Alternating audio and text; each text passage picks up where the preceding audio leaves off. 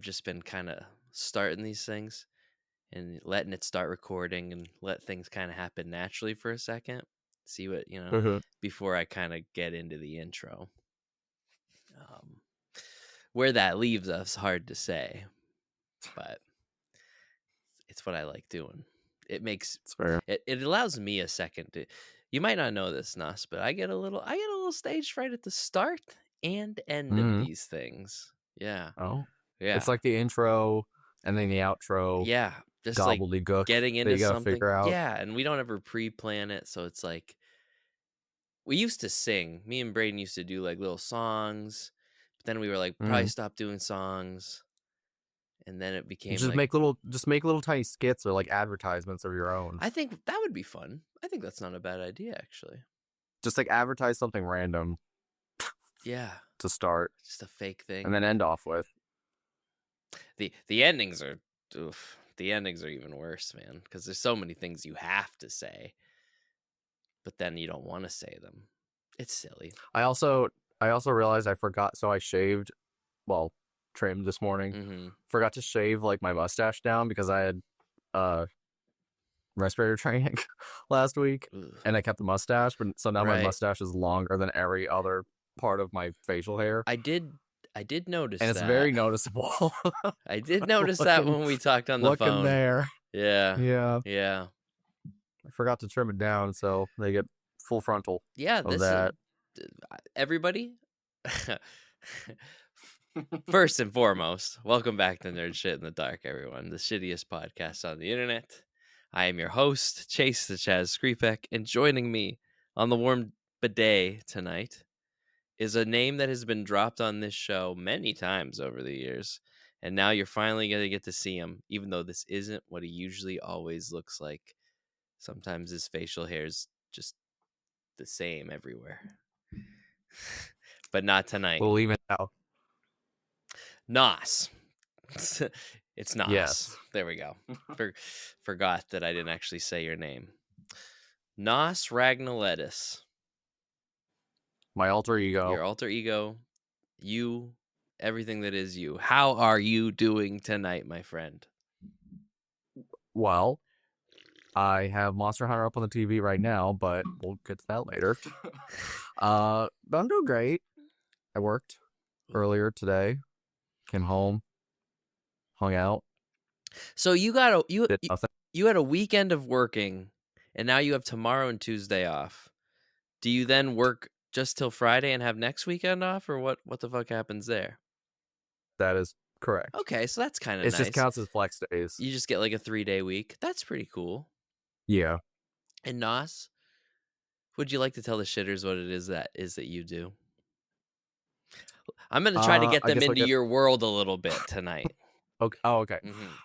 I'll kind of give it like an abridged version, but I basically... Dolphins. No.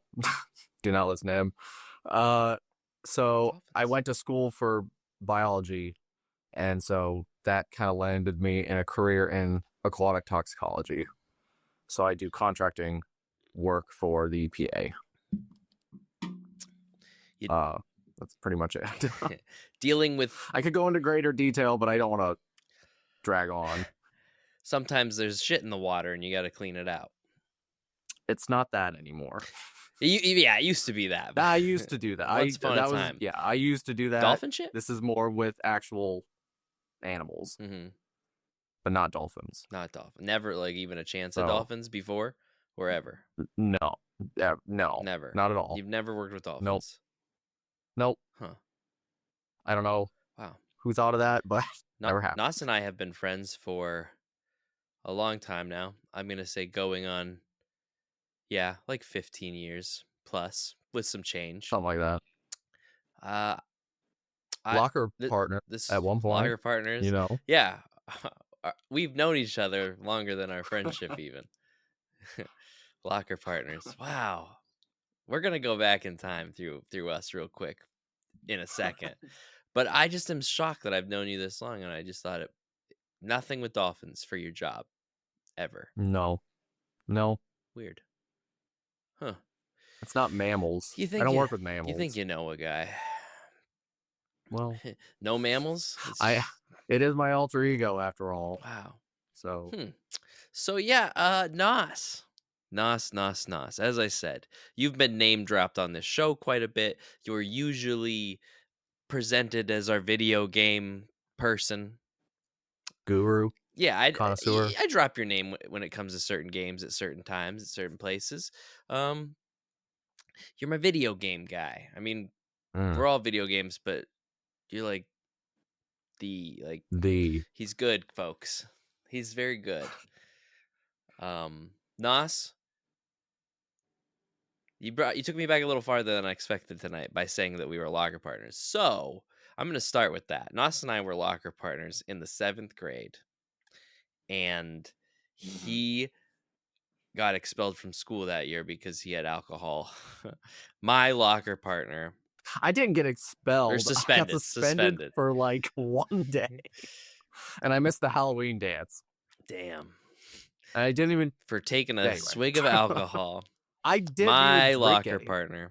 Remember that I one didn't even time? take any. Remember that one I smelled it. time you know how we used to leave the locker unlocked for lunch so one of us could get in or out quicker, and then somebody, what did they steal our lock? They took the lock. They took the lock. I think they took the lock just right off and just walked away with it. I remember that situation. I remember you coming up to me in English class and being like, someone took our lock, and I was like, what do we even fucking do now? Yeah, that was a predicament. 7th grade was a crazy year for me as well. So, but I remember just getting into that kind of shit. But ultimately, folks, where Nas and I became as close as we are now was that we were roommates. They were roommates Mm-hmm. in college. That's how it always starts. Mm-hmm. We went even better. Where did we go, Nas? Lock Haven University of Pennsylvania. Pennsylvania. We lived in a very small dorm together on a very steep hill in a very North Hall. Fucking God. The first time in my life I ever truly felt like I was in some form of what is prison. Oh, I did not It definitely looked like prison on the outside. So I did not have a great freshman year of college. I've never hid behind that fact. Fuck. Did we get the short end of the stick on a lot of reasons there, but we had some crazy times. Nas and I, indeed we did. One night, we awoke to a man. I'd say naked, 95% naked, just with his boxers around his legs for a period of time, pissing all over a chair in our dorm room in the middle of the night. I thought somebody was running water, like a Thursday night, dumping water. Yeah, I thought 4:30 in the morning. 4:30 in the morning.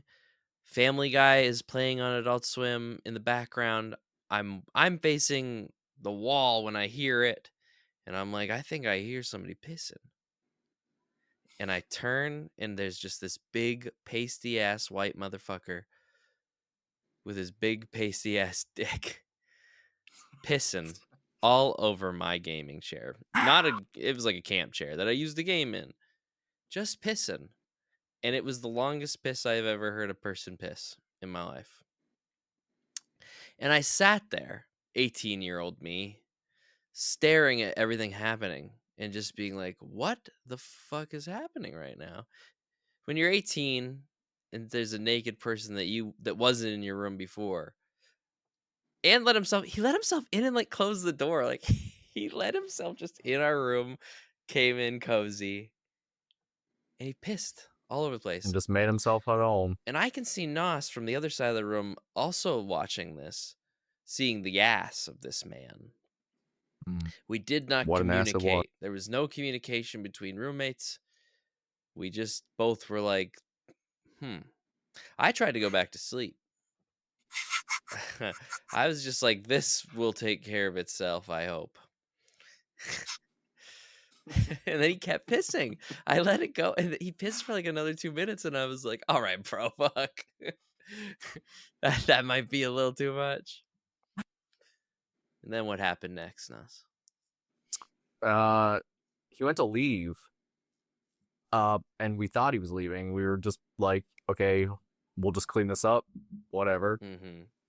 And then, to our surprise, he shuts the door, pulls the rest of it, pulls his underwear off, takes the boxes so he's completely off, naked, and then tries to get on my laptop. You just start taking in the sights. And I don't know if you remember, but like the way our beds and our desks were, like the desk was like right behind my head. Yeah, the desk was right behind my head, and so he was like right there. And he said, I can't remember what he said to me. He like looked me dead in the eye and said something so serious, and I had no idea what he said. And then like I thought like, okay, I need to do something because like you obviously weren't gonna do anything. There was this part of my brain telling me that you knew him, like that's how this guy ended up in our room, was that you were covering for him. I don't know. Sure didn't. I was willing to believe anything at that point in time. And I get up to address him, and he takes that as an invitation to get in my bed. Dive bombs. To which he dove completely butt naked into my bed. I pulled him out. He grabbed my comforter to come with. They had a tug of war. We pushed him out in the hallway. I finally got up during the tug of war. Yeah, like once the tug of war, told him like, you gotta go. Once the tug of war started happening, I was like, all right, Nwahs is not friends with this guy.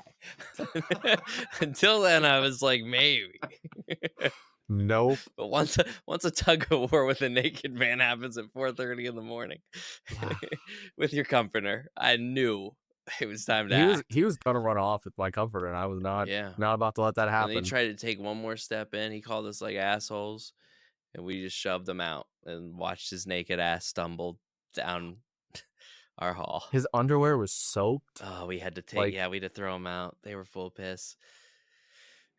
It was fucking crazy. What time? It went from like months of nothing really happening, of just like casual life at school in the dorm.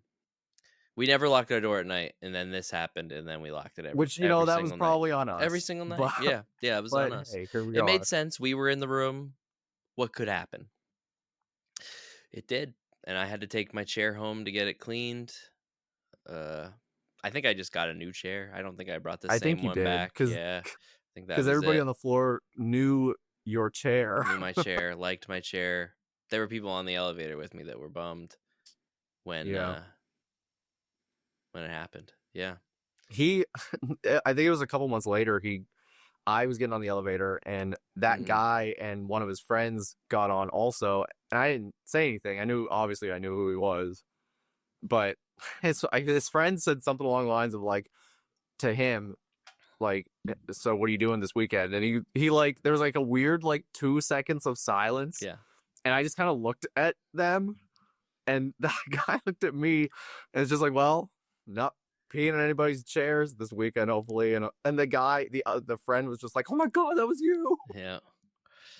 Like, yeah, that was, well, it wasn't me, but like, I was there. I experienced it. Yeah, the elevator was a central hub for the city, because that's when I learned the intel about the situation. Because the same day that he did it, I was getting on the elevator to go home for the weekend, and there were two guys on the elevator, and they were like, oh, dude, you're taking your cool chair? And I was like, yeah, a guy came into my room last night, naked and with his underpants and pissed all over my chair. And they like stopped and looked at each other, and they were like, a guy walked into my room at one point with his clothes on and started pissing in my room. And then the other guy said, this dude came into my room completely naked and pissed in my room.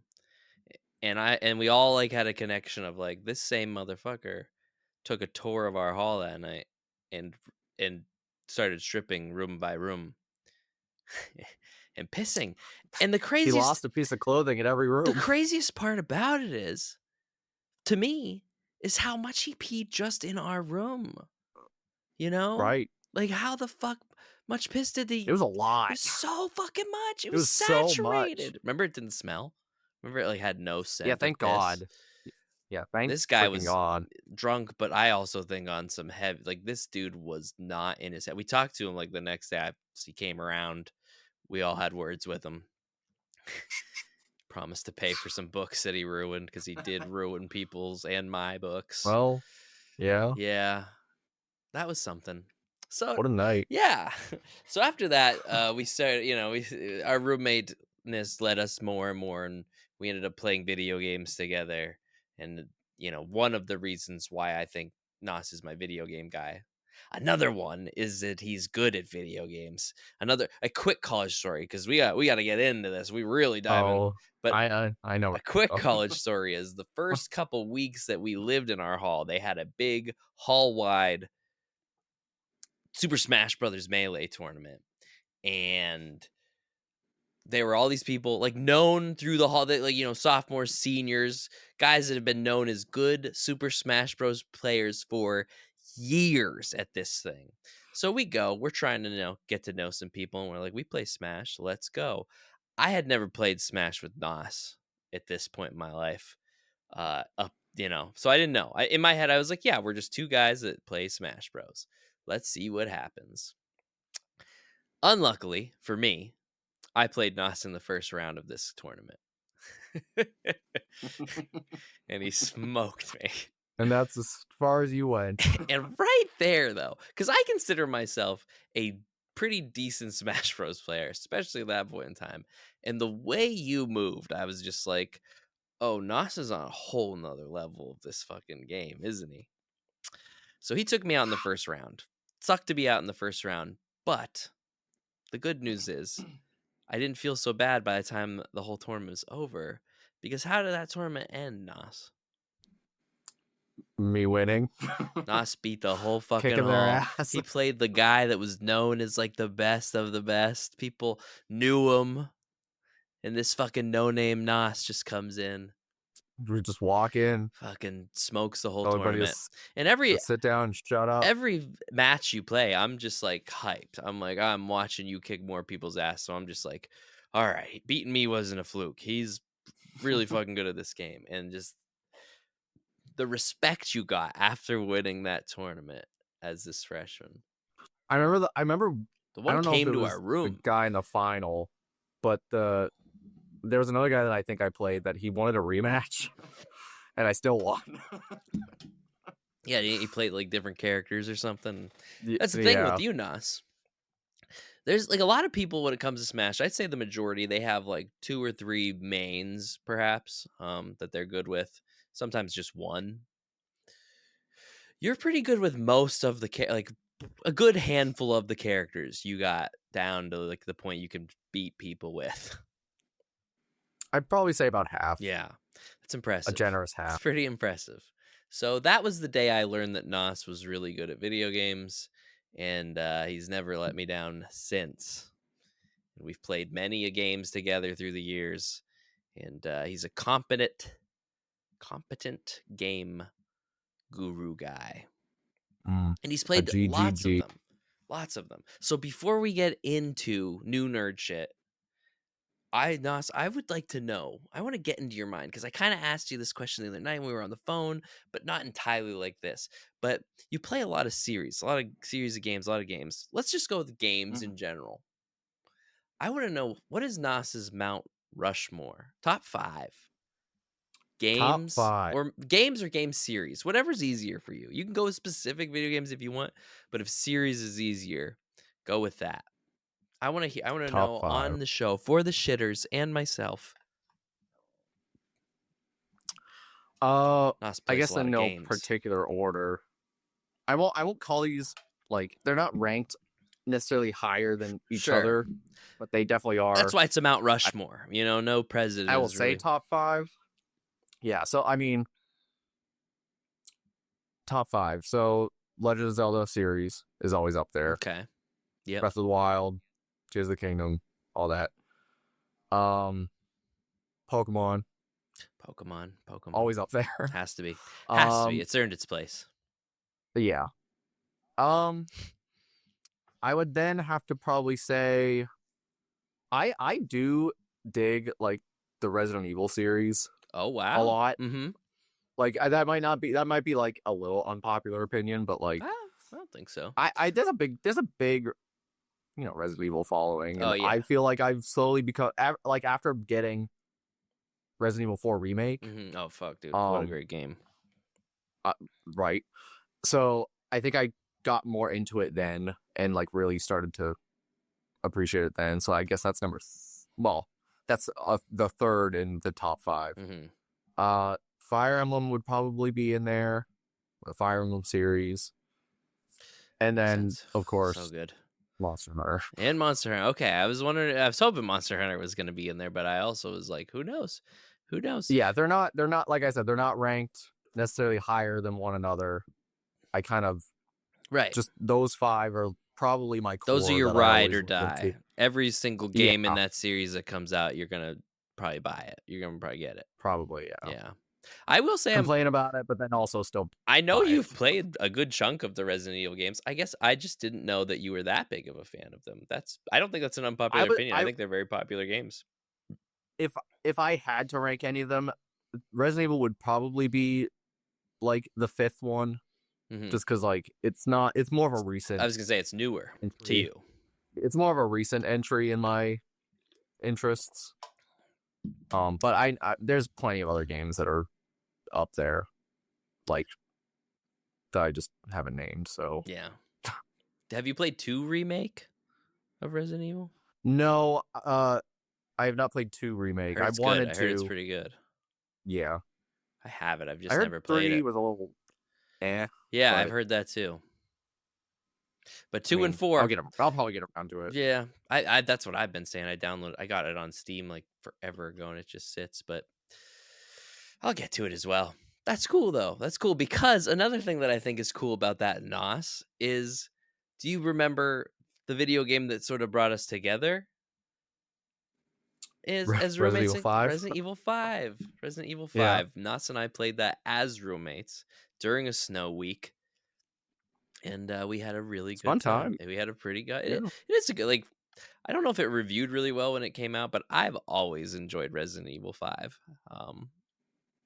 I did too, and I know a lot of people don't enjoy it, but like I tend to like things for what they are and not what they should be, I guess. And like Resident Evil 5 as a game in itself is great. Like I still go back to it on my PlayStation 5 because I still have it. Like when I bought it for my PlayStation 4, and then I just every once in a while I just go back to it. Yeah. And just play through it some more. Yeah.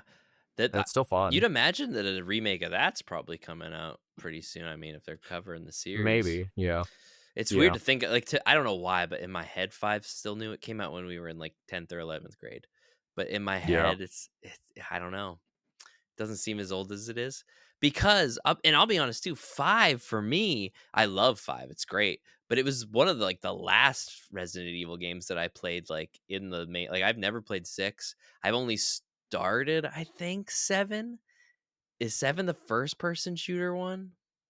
Yeah. I've started that, but I didn't really get super far in it. Until 4 Remake came out, I kind of fell off after 5. Like, I had been a fan. 5 came out. I heard 6 sucked. I think I was like a freshman in college, so I didn't have money to just buy shit games. So you like I 6? will say, so you and Ernie have played 6.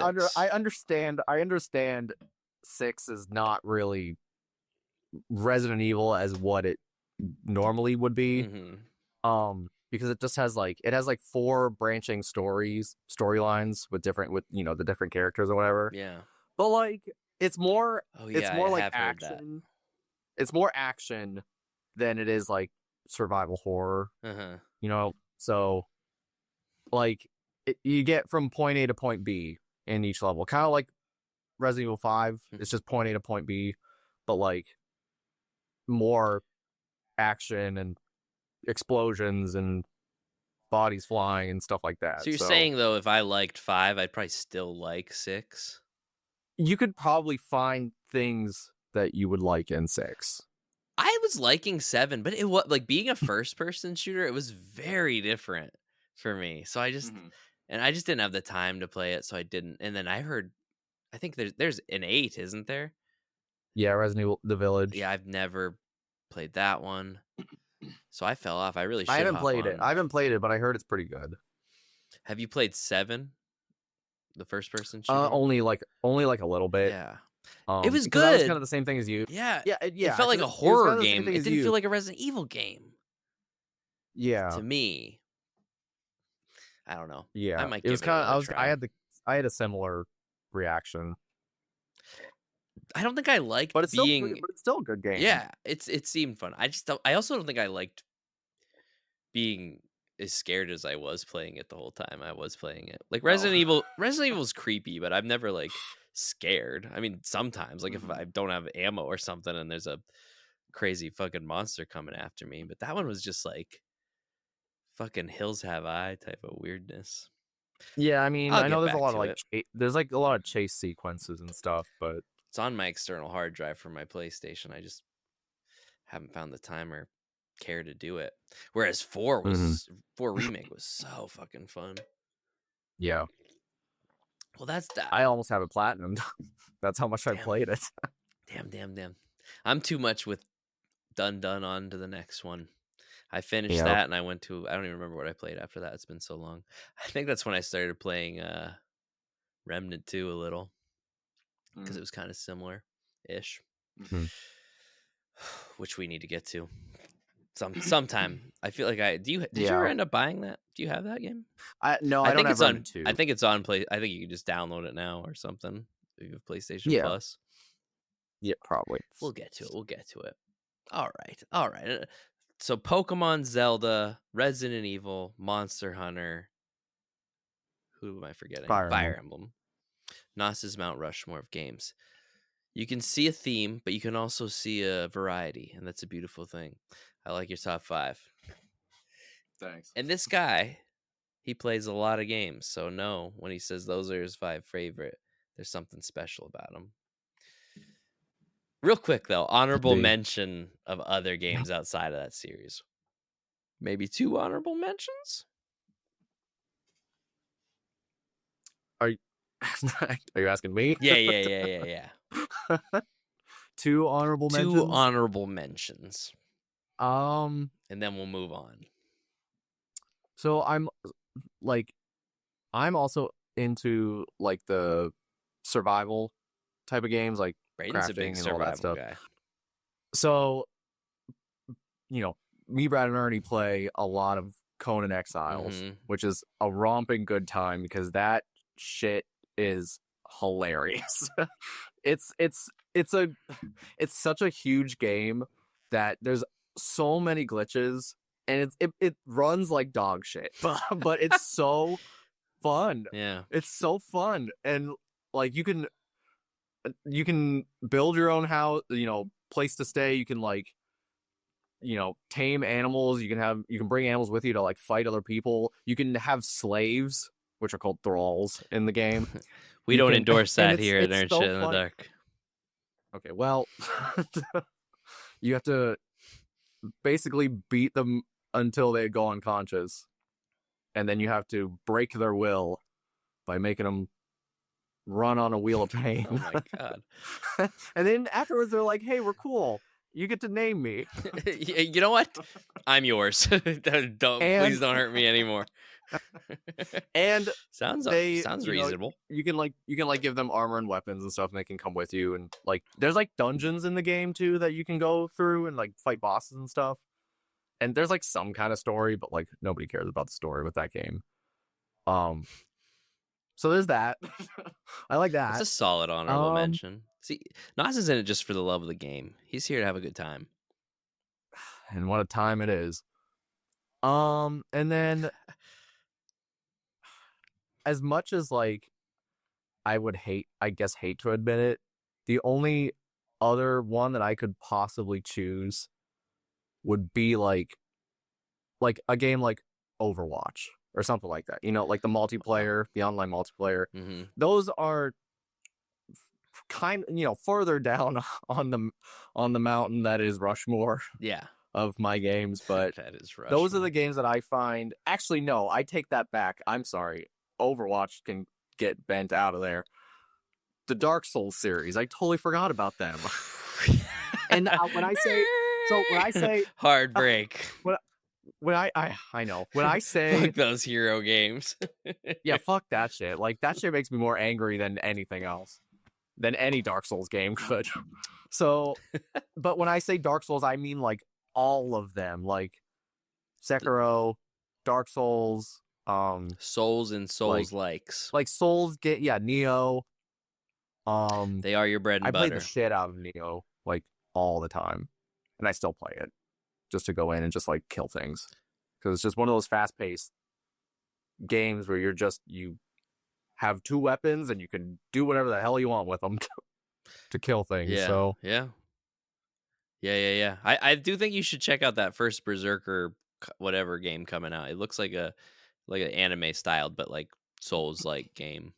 I think you'd really like it.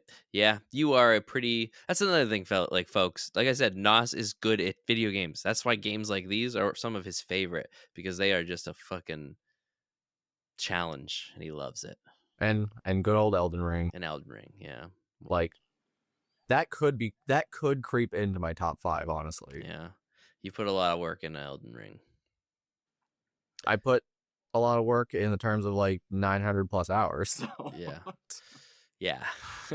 So yeah, you really do love those fucking Souls likes games so much. Even they're of the very board interesting game. to me. They're I like them too. They yeah. are fun. I don't think I've never beaten one. I know I've never, other than I guess. What do you think Wukong counts? Wukong's like Souls like adjacent. It's like a mix. Yeah, it's like a mix. That's the only one. And that's not with the secret boss. And what a game that was. Oof. Yeah, what a great game. Fucking love that game.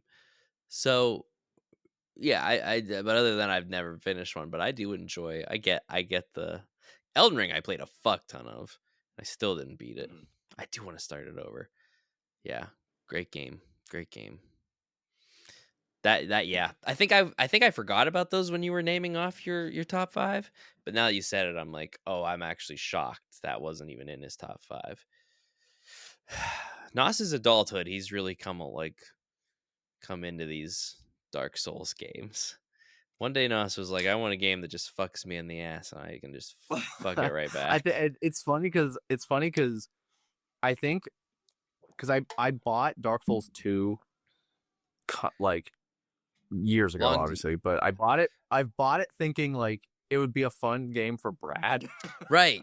Yeah. And he's just like he played it for a little bit. He's just like, why did you buy me this? It's so hard. And I'm like, I don't know. I'm sorry. I didn't know. I think the first one I ever played was Dark Souls 2 at your house, at your mom's house. Yeah. Mom and dad's house. Yeah, and I picked it up for a little bit. I don't think I ever finished Dark Souls 2. Dark Souls 3 was the one that I played completely through and like DLCs, completed both DLCs and like everything. So much time. Yeah. I flirt with the they have the collection or like the trilogy on the Switch. I think that would be my best way. Like I've played them all on my PlayStation, but I think the best way for me to ever get through them would maybe be on my Switch. At least the first 3. Cuz I have the Demon Souls remake that they put out for the PS5 when it first came out. And I really like that game. I have not got super far, but like the time that I had played it, I was having a really good time. I don't think I've ever played 3. I think I played a little bit of 1. And then Elden Ring is my like primary. I've got like 50 or 60 hours on a save file. Which for me is pretty good. That's a big game for me. That's me. I played a lot of a game. And I still have a lot to go. Like if I finished it, I'd be way more, especially if you throw in the DLC at this point. I did start a new file over. I don't know if I'm ever going to get to it, but I'd like to. I'd really like to. It's such an awesome game. I mean, they're coming out with Night Rain pretty soon. I think that'll be one I'll get into. Especially playing together. It's not like the full dark. It's not like a full Dark Souls game, but it's just multiplayer with friends. I mean, that's the fun I'm having with Monster Hunter right now. Is I'll play Monster Hunter by myself, but like playing it with people is fucking awesome. Yeah. Okay. All that out of the way. We just let the shitters know who you were and us more than any guest host I think I've ever had on this show. We really did some background. So, typically when I have a guest on the show, when we dive into new nerd shit, I let them go first. So if you have something other than our main topic of new nerd shit, something you've gotten into, maybe another game, I let you take the lead. I don't think so. I've just been replaying a lot of the older stuff that I have recently. There's nothing really new that I've been able to find to really tickle my fancy, so to speak. But no, I guess something new that I've never done before that I thought would be kind of fun to do. Have you ever played? You probably haven't, but have you ever heard of like Pokemon Nuzlocke? I have heard of those. Yeah, I do know of them. So I'm kind of doing one right now on my own just to see if I can do it. It's kind of fun. Yeah, Like you like that? it definitely makes the game I way more could not do. challenging. I couldn't. I know all So about them. I get that how it's this extra challenge. I just could not. I just couldn't. I just would not. I don't think I'd have fun. But you're having fun. I'm playing it through Sword and Shield. So it's I like was gonna ask what game. easy. It's like easier for like leveling and stuff.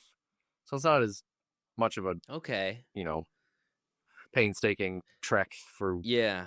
EXP I world. guess I don't really think of those games when I think of Nuzlocking. I think of more of like some of the earlier ones. So Sword and Shield, yeah, Yeah, definitely gives you a little help.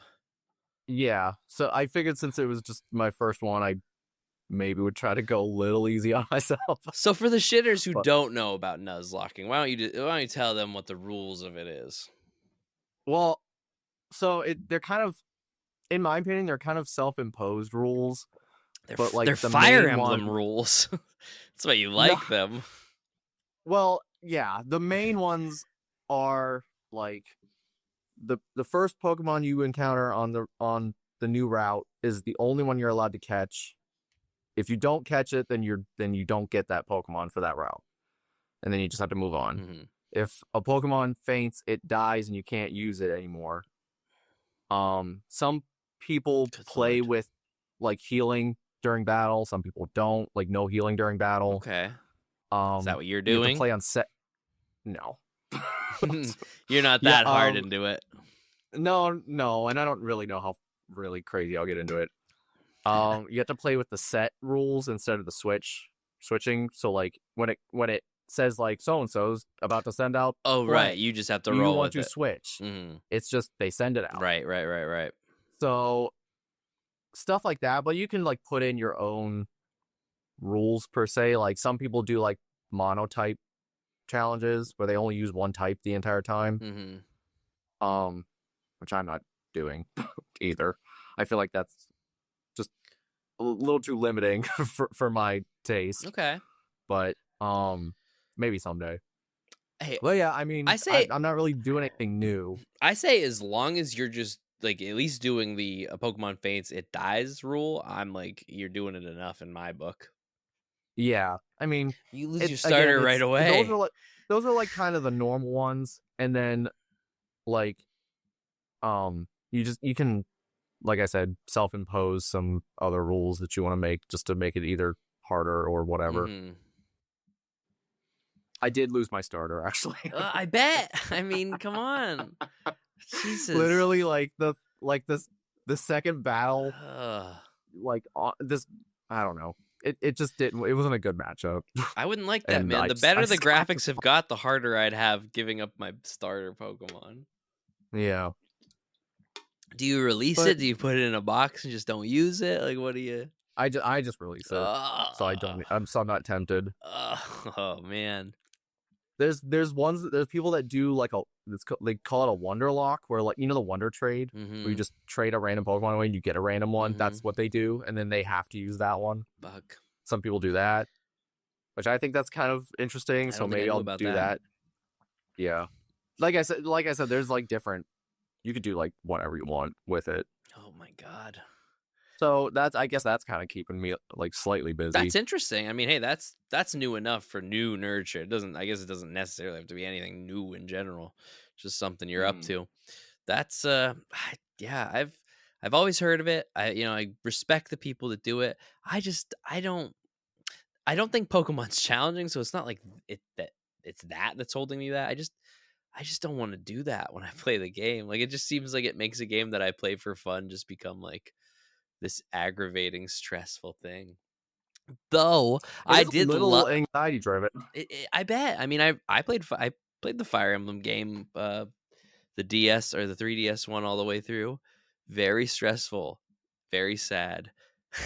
By the end of my game, by the end of that final match, it was just my character and like one other person in my whole party that lived, because I pretty much was like, I'm going for it's the last mission, sacrifice the lambs.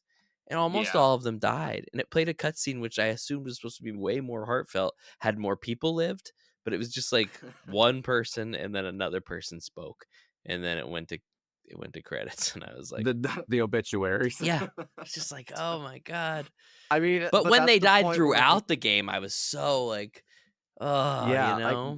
it's the same kind of feeling. And then, To do that but with once you get to Pokemon. that last fight, it's just basically like just kill who you need to kill, or let die you need to let die in order to win. Like at that point, it's a matter of winning and not like keeping Yeah. people alive. Yeah. Because you know the game's Just done. throw bodies out there.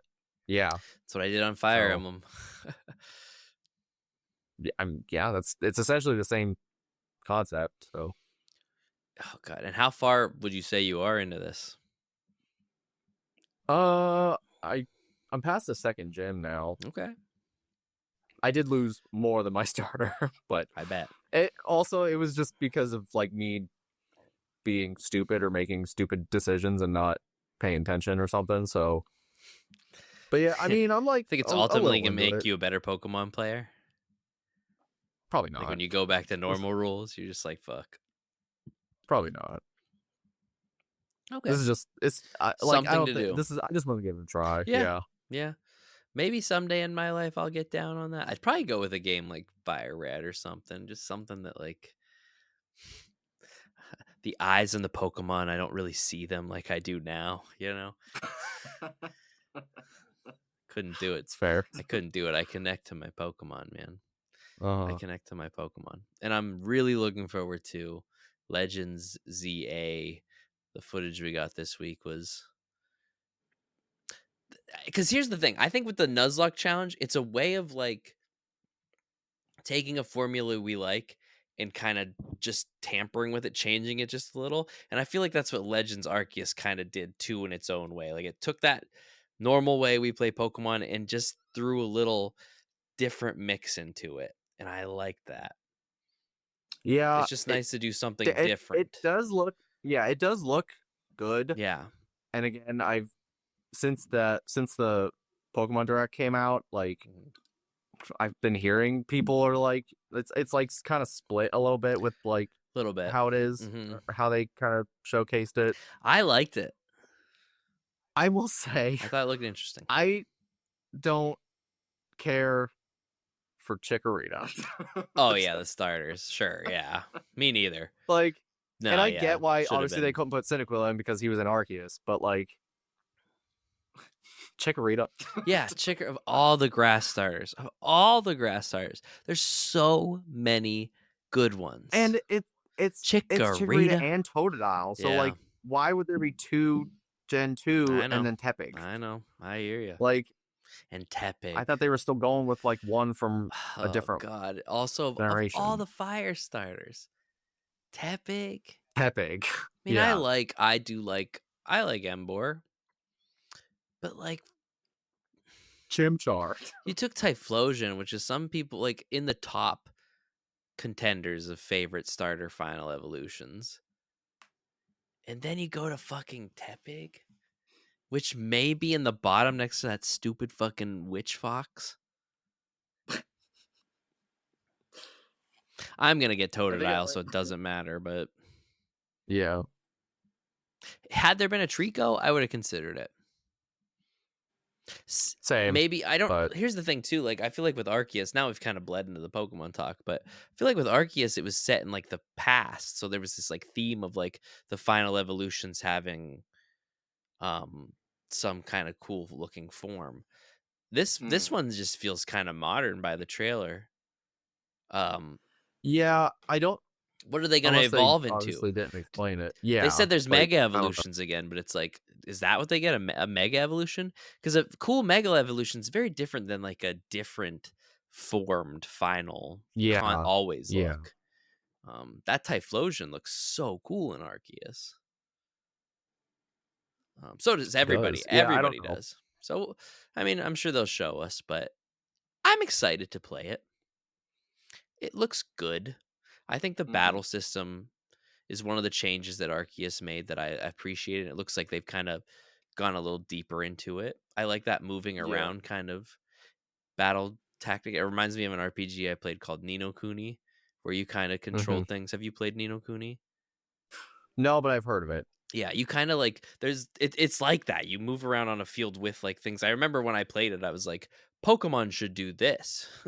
So I'm glad to see it happening. Um, we'll see. I hope it's on. Took them this long to get there. Yeah, well, that's the thing, dude. I'm watching this trailer for Legends, and I'm just like, this really feels like the Pokemon Company, like Game Freak in general, has started pivoting in more of like, we're gonna put more care into these Legends games.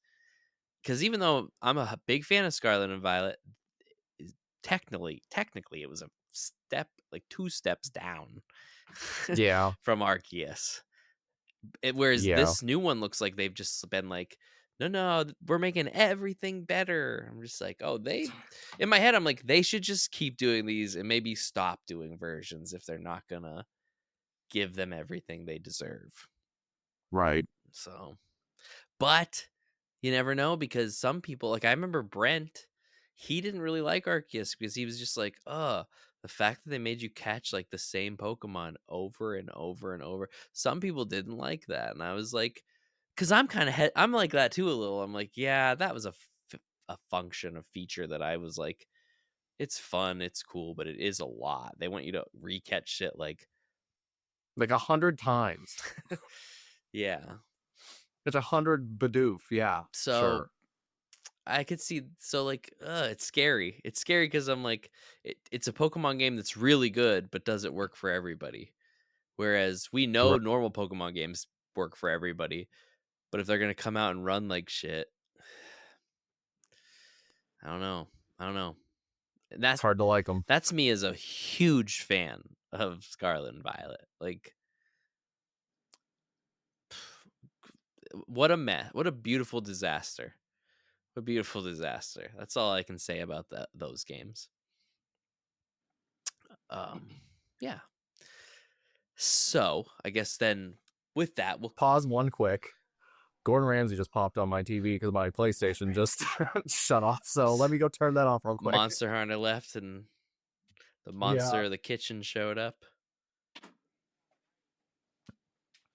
I've been watching a lot of Hell's Kitchen It's- lately. That's fun. It's fun. Yeah. Just Gordon Ramsay yelling at people. It's great. Yeah. It is always fun to see that. I'm a big fan of Gordon Ramsay and his tirades. His Hot Ones is pretty good too. So, the game, I have a game to talk about tonight. I love this. I love the theme of this. I love that you're here for an episode whose entire theme is just us talking about video games. This is our video game episode. Good. So this is a game I've been playing for the past couple weeks. I've put about like 30 something hours into it. So a good chunk, not a lot for some people, but for me at this time, that's me really putting my time into a video game. It's called Avowed. Have you heard of this? I have. Yeah. Okay. Sick. That makes it a little easier. I'm still gonna explain because I'm sure there might be shitters who don't know, but it's Obsidian's latest take on their version of like a Skyrim type of RPG video game. Mhm. And Obsidian's, I actually don't know what it's about. I've seen the title, I'll tell you a little bit but about it. I've never looked into it I actually. will tell you a little bit about it. But they're known for for quite a bit of games. Grounded is one of theirs, I believe, and their big one is Fallout New Vegas. Some people consider the best Fallout game. So like they're known for pretty good shit overall. And Avowed came out to what I can only call online as mixed to negative reviews. But it's on Game Pass. I pay for Game Pass, so I'm like, yeah, I'm not gonna. It probably wouldn't be a game that I would have just bought for $70. But it gave me the opportunity to play it, so I took it. And I'll tell you what, man, I think it's a fantastic little game. I'm having such a fun time playing this game. Yeah. I can see where the hate could come with some people, and I'll get into that a little. But first, I want to quote the last time I did this show. It was with Jake, and he talked about a book that he found was like sometimes you got to put your critic eyes down and like just have a good time with it. And I don't know. I just feel like that's where I'm at with this Avowed game. Like I can see where people want to just like dive in at it, but for me, for what it just is, it's a lot of fun. It's a lot of fun. It's it is Skyrim-esque, but I can see where it like it's not like Skyrim in some way. Like it's what was cool about when I started this game, it was the feel and the gameplay mechanics kind of evolved from Sky. I played Skyrim so many times over and over and over. In my head, I'm just so used to like that's how these games look. That's how these games play. Skyrim's the best one. There's been some since then that are also good too, but like typically I go back to Skyrim. But man, jumping on what a new Elder Scrolls game could look and play like in modern, like just the way things look and play, if anything, this game makes me go, wow, if they do the next Elder Scrolls right, it could be so much fun. Because it's just cool seeing like what's cool about Skyrim when you played it for the first time, it looks so real life like you got used to that aesthetic. But Avowed kind of has like its own, just like seeing up just better graphics 15 years later in general, but just like the way colors pop, the way enemies are like they just everything just looks newer. And that in itself was like, wow, it's good to play like a Skyrim game that just looks modern and plays modern. So that was really fun right out the gate. Um what else? I wanted I because I am gonna pivot into like where I see there's some negatives, but I do want to kind of stay on the positives. The story, I'll give you like a brief. You're this thing called like a godlike, which I guess is like being a dragonborn. Whereas like you were sent, I don't even know exactly the full story of it, but you were sent as some sort of higher being from this emperor to this area to check on this dream scourge that is taking root in the society and like turning people into monsters and turning things into monsters. And you find out that the god that made you is actually captured by these things. That's a little bit of a spoiler. You find that out a little later in the game. Oh, But thanks, I guess. I'm telling you, dude, I'm skipping through a lot of the story. You know what I mean? It's one of these kind of big, open-ended, you know, and maybe that's where some of the bad Yeah. reviews are coming in. Maybe the story isn't great. I'm not super focusing on it, but your goal is to like defend this area that you've gotten sent to and like find a way to fight off this disease that's taking over the world. and and everything's very like the whole world is very mushroomy. I don't know how to like describe it. There's normal like scenery and lifestyle, but there's like just a mushroom aesthetic as well combined with all these things. I think that's part of the dream scourge. Not 100% sure. Your character, because he's a godlike, has like plants that grow out of him for some reason. That's what I mean. There's a story there. Not important. Not really important. The story is just there to point you into the directions of going and doing what I consider to be really fun, these kind of game kind of stuff, but not like too over the top. Like you go into a town, there's not like a bazillion side quests to do. There's a few, and it's very manageable. I find it to be it's Skyrim, but it's like everything seems very like condensed. And I also think that's why people might not like it, because they wanted a more things to do, kind of more open kind of game. But to me, I'm like, I don't mind a little just take that same idea but just shrink it for me to a more manageable amount of time. And I appreciate that. I feel like I get a lot of stuff done. Like I do all the bounty things. Because you do bounties, go fight like random things to get rewards, side quests, and then like there's a main story. So like I make sure that I cover all of the quests. Like I feel like I'm getting things done and not leaving a lot behind.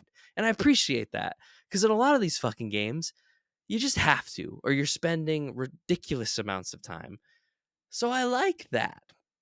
It's an open world game, but the open world is kind of like how Monster Hunter set up, where there's different sections of the map that you can fast travel to, and then there's just a big open area like chunk of the map.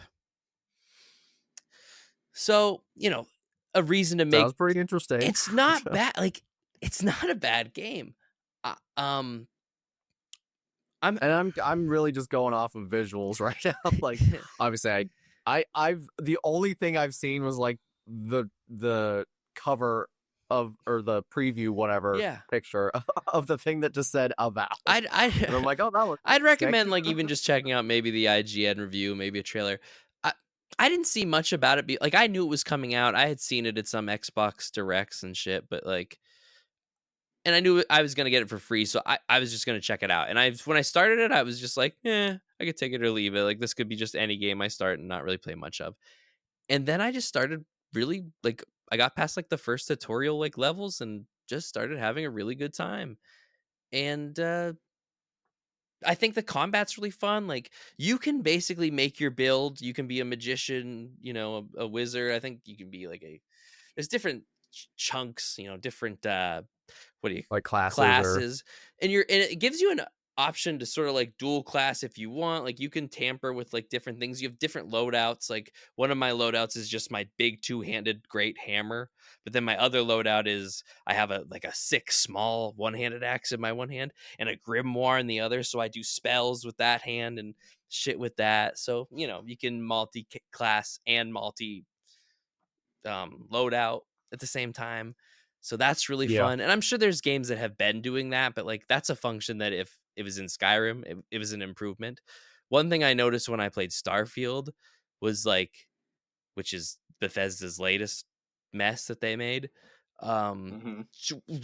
ridiculous amounts of menuing to like just switch between weapons. Whereas this, it feels so natural, so good. Like really fun combat system. Like you can dive out of the way. It kind of, there's like parry involved with that first person style of combat, so that's really fun. Me, I'm playing with axe magic. I'm pretty much in the fights all the time, but you can play a class if you wanted to, a whole different battle style. But with this, I really dig. One thing I super appreciate about this game, you have stamina, and it's important to like, you pick your stats, you play with your stats. It's very D&D Baldur's Gate, like where like you're putting, when you level up, it's up to you to do with your build, instead of like doing it for you. But oh shit, what was I gonna say about that? Stamina. Yeah, oh, the stamina, thank you. So I love that if you're not in a fight, your stamina, it doesn't, like, you can just run through the whole goddamn map if you want and do parkour. You do a lot of parkour. There's a lot of platforming. And they add a parkour system that makes like first person platforming kind of fun. Which another thing I really like about it, part of the gameplay is parkouring. Not as fun when it doesn't work. When you like just are fucking jumping into a wall and nothing's happening in first person, And you're not that. like gripping on the edges and Yeah, things. it feels ridiculous. But when it works, it's a really good time. And then only in fights is stamina anything that you got to worry about. That's just something I appreciate, because in a lot of games it's like, running around is my stamina. I Yeah. get it. But so that it's just another idea, just kind of more conveniented. It's not the most detailed of these kind of games, but it's fun to play. Like one negative I could say about it is the bad guy variety. There's a lot of bad guys to fight. There's a lot of fighting that you do in this game, but the variety of different things, it's not small, but it's also not large. Like it's like there's like a handful of things that you just see different like levels of better of. I fought a lot of fucking like little spiders, big spiders, skeleton people, fucking group people. And they're all Mm-hmm. cool and there's all different ways that you go about fighting them. But not a whole lot. My biggest gripe with this game, which is a big one, but I find the item not item management, but like item upgrading system to be absolutely infuriating and time consuming. To say the least. It's so like leveling up is important, don't get me wrong, but really what you're building in this game is like a good weapon or battle set. Like you upgrade all of the weapons and gear that you get can be upgraded to make them a higher level, a higher class of how strong that item needs to be. Mm-hmm. And when the game started, it wasn't too bad. Like it was pretty just like, okay, you get a couple things, you can upgrade these things at your camp. But then it got to like the second tier of like you started with like common items, and then those became like if you upgraded enough, it became a fine. Like I had a fine great hammer. And but once I hit that fine spot, the requirements for material and the way and how much time it took to get more of said material just became infuriating. Like you'd be because there's a lot of stuff. Like there's loot boxes and shit to just pick up everywhere. You hear like a jingling and you start looking around like where is this hidden lock box? And you like they're everywhere. They're fucking everywhere. You're constantly picking things up.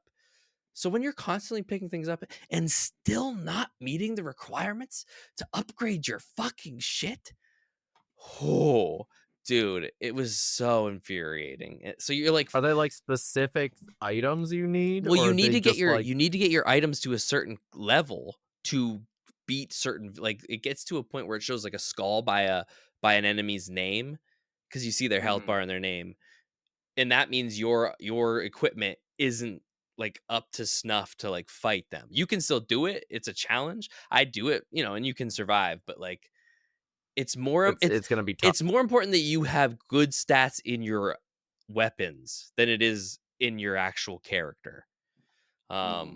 And which is fine, but when it comes to like building that, it's just you have to do so much shit and still be like, can I get this to the level it needs to be? And like luckily there's stores where you can buy at certain points that have the better material. But another downside is, dude, I feel like finally, I'm 30 something hours in this game. I have money because fuck, dude. It was like I didn't have enough shit that I've gathered to upgrade my shit, and I also don't have enough fucking money to buy any better shit.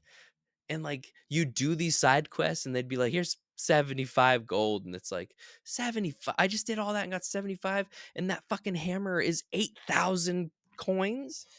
Like I just felt like I never like I was stuck in this area of like because I was having a lot of fun. It's like 10 hours in before I hit this like wall of like I need to get my shit better and I don't have enough stuff. And like I had a lot of fun going around getting more of that material ultimately, but it just felt like such like tedious work to do knowing that I couldn't progress the story until I did all this side shit because I needed to do it just so I could upgrade my shit. And like when you go to the next area on the map, you start to get some of like the earlier shit that you needed a little easier, but that's because in this area, you need to have the next level of upgradable gear to make that stuff better. Right. And it's just like, oh, You just feel like you're never progressing, right. even though you're getting through the I'd story, so say to speak. where I'm at now, though, I'm finally at a place where, like, yes, it's still a lot to get stuff upgraded, but I am doing it a little more consistently, and I'm up to snuff. And I have a comfortable amount of money, but that's gone to the cost of like, I pick up a new item. Do I use it? Do I sell it? Or do I break it down for material? And like, that's a big decision. do I upgrade it? And because like there's also another upgrading system of like if you have a magical item, you can give it better magical abilities, and gathering material for all that is just so much. So like that is my biggest complaint, and it just makes you play more of the game, which isn't a bad thing.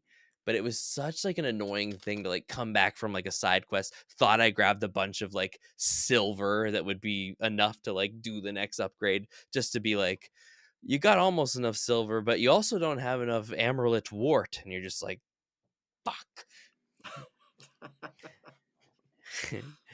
And when you're like me, you're just playing in increments of your life that you have time to play this game. So you just, it's infuriating when you can't get more done. But that's it. It's like there's always a roadblock Right. somewhere. And for me, that's the only bad thing about this whole game is, and it's only bad because like, I just want to keep playing more of, like, I'm having such a good time when it's fun that I wanted to get back to being that fun. And ultimately that's what it is. Like I see where there could be some flaws, but I'm having so much fun. It does the whole like, you talk and pick your dialogue. It's very Baldur's Gate-y in that way. I would say like I saw people complaining that you couldn't just like kill NPC. Like it's not one of those games where like you can go all Grand Theft Auto on everybody. Like it lets you kill the bad guys. It lets you make decisions to maybe kill or not kill other people, but it doesn't go too hard into like you can go everywhere. You can't just kill anybody. One thing I really appreciate is not just lock boxes. Anywhere you go where there's just stuff laying around, you can take it, and people aren't like, why the fuck are you robbing me? Like they're all just like, that was there for you to take anyways, because it's a fucking video game. And I like that. I kind of like, I get why the system is the way it is, and having like that is cool. And at a time it was very groundbreaking with those features in the game. But now I'd like some stuff back on the ground to make it feel like it's a video game again. And that's what Avowed does for me. It very simplifies a model that I really like, pretties it up, moderns it up in gameplay style, and is fun enough. Some of the characters suck. Like story-wise or like abilities? story-wise, but like you have some companions that you pick up. I don't mind the first one you get. He's this blue motherfucker. He's very sarcastic. But like just too much. And then we picked up this dwarf who, for the first time in my entire existence of life, I don't like a dwarf character. Like he's just like, he was cool to have in my party until I got the next person to get him like to go stay at camp. But everything he said, I just hated him, because he was also a sarcastic funny guy, and I was just like, what is up with all this fucking sarcastic funny guy? Why is my dwarf this odd sarcastic funny? He was always just like, oh boy, I'm just like, shut the fuck up, I hate you. And then the blue guy would do it, and I'd be like, I don't mind yours, but I hate it more now because he's doing it. I got this other woman in my team now. She's like a mage, and we got the dwarf to just stay at camp, and she's fine. But like, so there's that. There's just characters that are like, ugh, kind of annoying, but you go along with it. Right. But I like having like a party. That's something Skyrim doesn't really like. You can have your Lydias, but like having a party that follows you that you can choose the characters of in a kind of Baldur's Gate sort of way. Fun.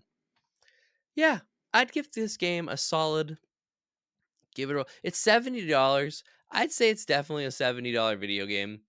But I would also say, if you could wait just a little bit, it'll probably be cheaper. It's only on Xbox and PC right now. I usually do. But I think it's going to be released on PlayStation down the road. It's one of those kind of releases. So I'd say, Nas, if you have a free time when that comes out and you just want to have a fun time playing a game style that you like, just a little condensed. Yeah, is it multiplayer in any way, or is it just single player? I think it's just single. I don't know. I haven't looked into it if it's multiplayer in any way. I don't know what you'd do on the multiplayer if there was. Well, if it's similar like Baldur's Gate or something. Yeah, and you know what though? In terms of multiplayer. Yeah. You know what I mean? I don't know if it's as similar in a multiplayer kind of fashion. That's another thing that I think is a good thing and a bad thing with this game. When you kill enemies in an area, like they're dead they don't respawn. Like you can't go back and fight more again. which is a good thing sometimes, but it's also like, so after you clear an area, like you will just be walking around and like nothing to fight, nothing Nothing's to game. happening. Yes. So like you're glad you don't have to do some of those fights over again, but you just wish something would happen. So that's another reason why you want to kind of keep progressing, because you kind of want to keep doing the combat shit.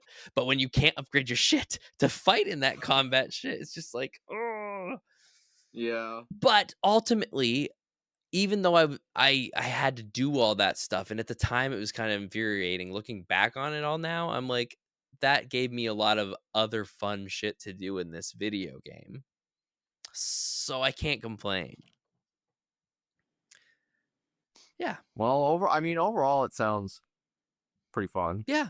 So it's just fun. If you want to pick at it, you know, I could see you having a bad time, and that's cool for people that do want to pick at it. But if you just playing a game for the fun of it, like a lot of reviews I've seen for it is like, it doesn't really do anything groundbreaking, and I'm like, yeah, but not every game needs to. needs to be groundbreaking. I think we're very lucky nowadays that there are so many games that do these groundbreaking sort of things, that it's fine when they're just not. Right. Yeah. Like not every game is made for like the perfectionist or, you know, the completionist in some way. Like, yeah, there's way more casual gamers than there are completionists. So yeah. And as somebody who is playing this, you know, a little above casually, but still kind of casually, it's fun. It's fun as fuck. There's things I hate, but there's more things that I like. So and I'm not even done with it yet. So I'm playing that on the side. So right now my life is just Monster Hunter and that when it comes to video games. When I get time for each.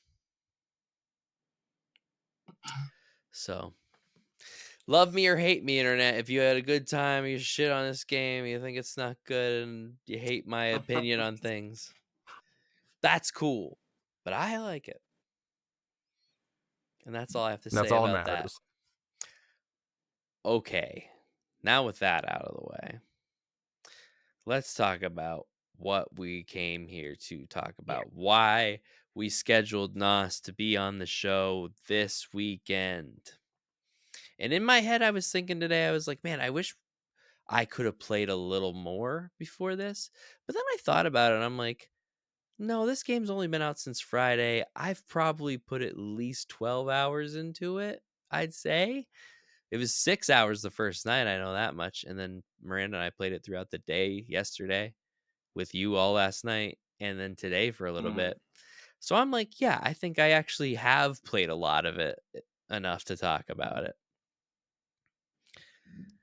I feel like we're a good chunk of the way in. Yeah. I heard story-wise. the main story is not super long in this one anyways, and at the same time, I don't care. I don't think they ever really are. That's I don't not think they what ever I'm really playing are. these for. Yeah, like honestly, the real fighting to me doesn't start until after the story's over, where you could just literally just go, just pick whatever monsters you want to fight. I mean, and just go to town. Let's just call a spade a spade. This is a shopping game with a fantastic way to get yourself ready to go shopping. Because that's what Monster Hunter is. It's all about the shopping. It's all about after the fight. The fight is just it's just the stuff you do to get the cool that shopping sweet headpiece. That crazy looking charge blade. I think in my head when I play it, I'm like, I can't wait to kill some monsters with my friends. And I'm loving as we're killing the monsters. But the second that monster fight is over, I am running to the armor. I'm like, I got to see what I can make. It does that very well. It does that. What do you think of Monster Hunter Wilds so far with the amount of time that we've got to play just this weekend? I am loving it. Yeah.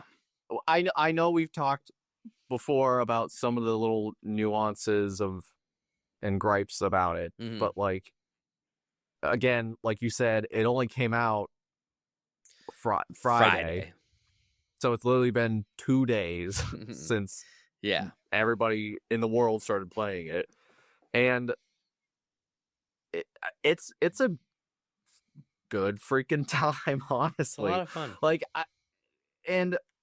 I mean I compare it to World a lot because that's the same kind of like aesthetic that it gives and mostly where they pulled it from, but like, and both games are great, but Wilds seems to just be that much, just a little bit greater, in my opinion. Wow. And maybe maybe it might come back to bite me, but because it is only 2 days after launch. But I don't see me, like, usually when I start a game, even a game that I really like or a series I really like Legend of Zelda. I played all the way through Tears of the Kingdom. I put, I don't know, 100 hours into the game or whatever. Yeah. And then, I put it down. I haven't gone back to it in a couple years now. Yeah. So, but I don't ever feel that way with Monster Hunter. Like, even after the story's over, I still just want to go in, call up either you or Brad or whoever, and just be like, you want to kill some monsters? Literally, yes, I do. Like, as crazy as that sounds to just speak those words, like, they do it perfectly. Yeah. And just all of the additional, all the additional things you can do with even just the weapons, like how they added new stuff for the weapons. Yeah. And I've only used a couple weapons to know, like, I'm impressed with just the changes in the 2 weapons that I've used, let alone everything else they've added. Yeah, it just seems so much like there's so much fluidity to everything. It's just there's no like there's no sense of like I don't know what I'm trying to say, but like everything just kind of flows naturally, and it's not like I'm stuck. Like I've never really gotten stuck at any point since I've been playing. Everything's been pretty straightforward, and even just like the combat is very like smooth, and you feel it as you're playing. You know what I mean? And that's something I really like about most of the Monster Hunter games, but this one in particular. Just the ones I've played, I can feel that just upgrade and just the way we move around, the way the weapons, the way the fights go, just feel just a touch smoother. Like, especially compared to Rise, it's like a lot smoother, but compared to World, you can see how they just took what they had and just were like, let's make it a little better. Let's make it a little better. And does that make things a little easier at times? Maybe, but like, dude, I love the fuck out of the wound attacking system.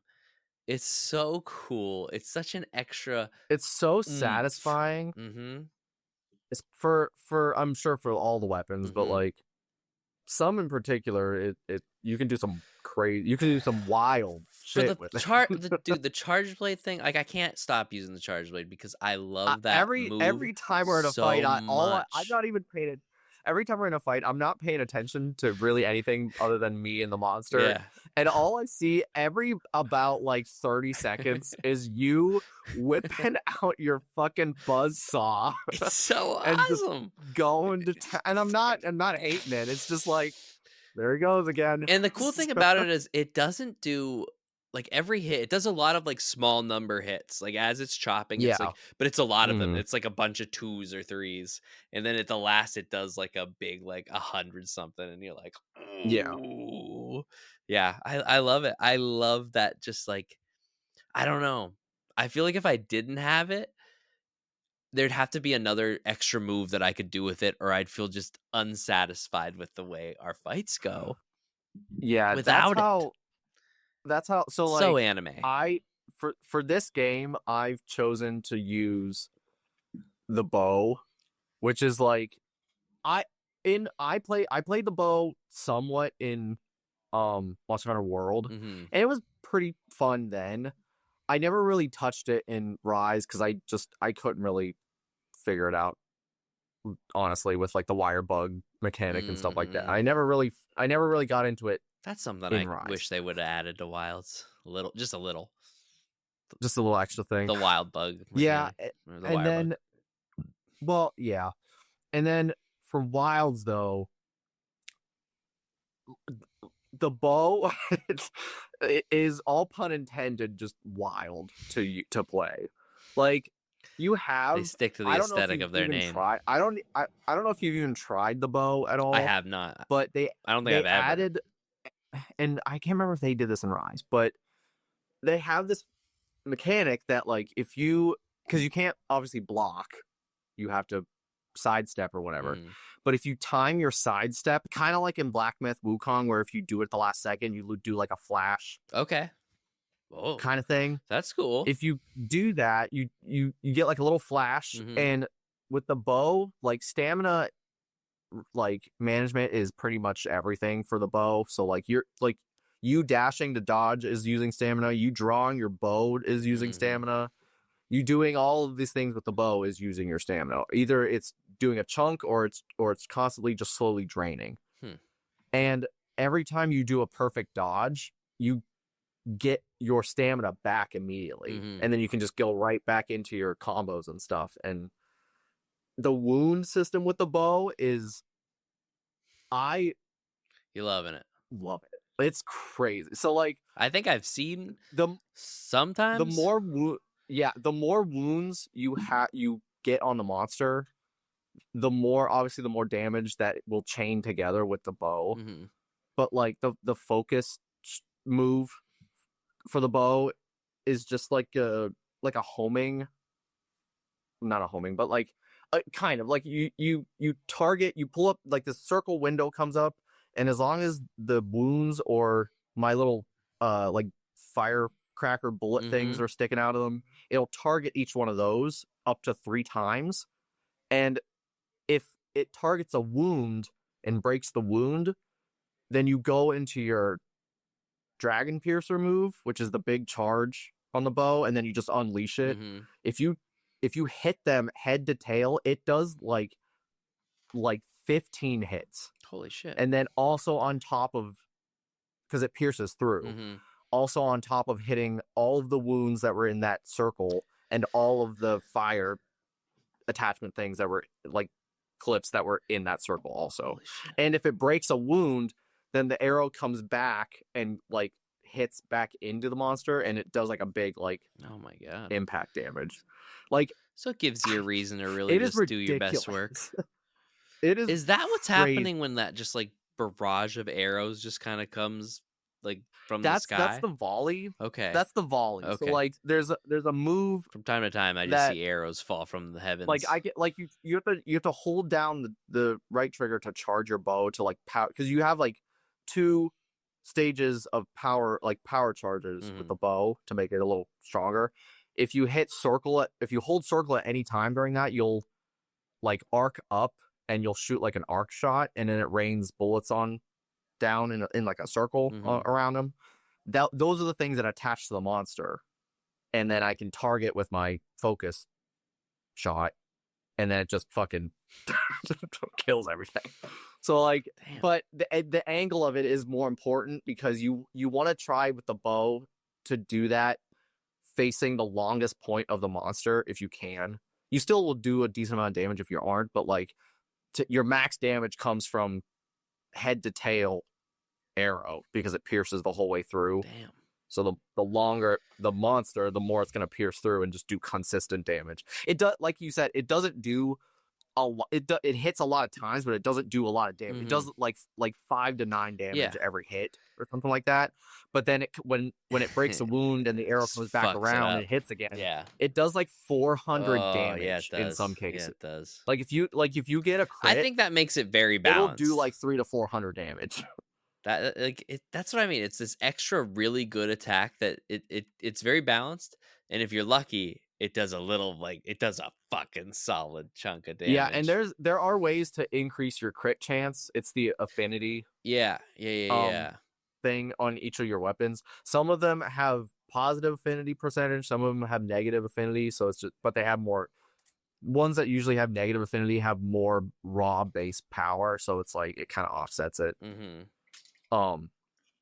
But and the insect glaive is That's just one I've as never really played fucking with fun either, to man. use. Like it's a more technical one and can be a little more frustrating because you have to be able to target certain spots on the monster to be able to use the entire kit of the insect glaive, because each so the insect glaive is a staff with a blade and a kinsect on your arm that just flies around and does shit.